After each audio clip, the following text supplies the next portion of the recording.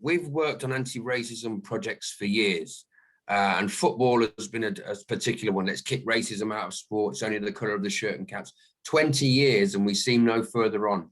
Why has that anti-racist... Easy reason why anti-racism has failed in football, because footballers who are black don't have the moral courage to stand up and work collectively. If you have a black footballers union in Britain and in Europe, and they work collectively, racism is done in football.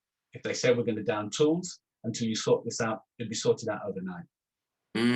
It's a classic case of divide and rule. Whenever they've got close to it, they've always stepped back. So for example, a decade or so ago, Rio Ferdinand attempted to set up a black union to deal with this, and he was put off it by agents and other people and other invested parties. So until they organize and get together, there'll be no change. That's why when you have in basketball, in contrast, African-American basketball players got together to fight racism within basketball, and they've been hugely successful as a consequence, responding to George Floyd's death, and also caused a lot of controversy when Trump was in power, because Trump didn't like what they were doing.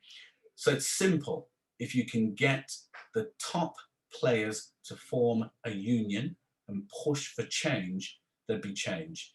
Similarly, if the top 20 black players in Europe would support Thierry Henry, there'd be change. So part of the problem is the way in which black working class kids who make it, without exception, tend to be afraid, unwilling, or unaware of their capacity to work collectively for change and structurally dismantle the way that racism works in social media and in the general media as well. It's about political power.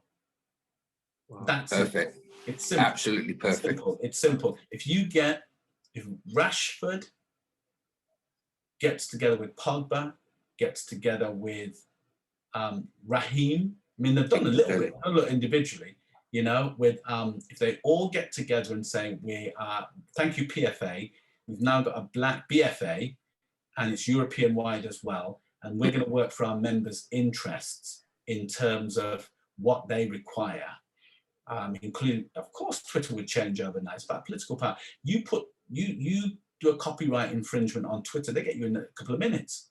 It's taken down. You write nigger, they'll leave it up there, so that they can do the same algorithms can spot that. It's about political will, but they hide behind freedom of free speech. They hide behind a computer business, an algorithm, a coding business that is deeply racist. The coders are racist. It comes out in the coding. We know that. We can prove it. So that's part of the problem. It's a lack of solidarity. That's absolutely perfect. That's why, for me, one of the baddest black footballers ever was Cantona.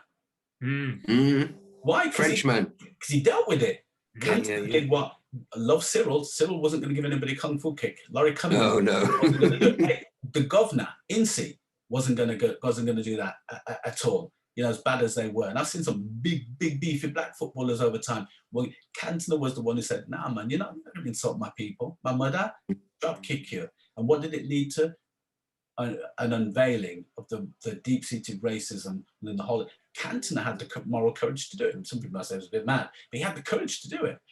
All that we need now is the same kind of moral courage from black footballers to work collectively, form a union to dent racism in the sport for once and for all.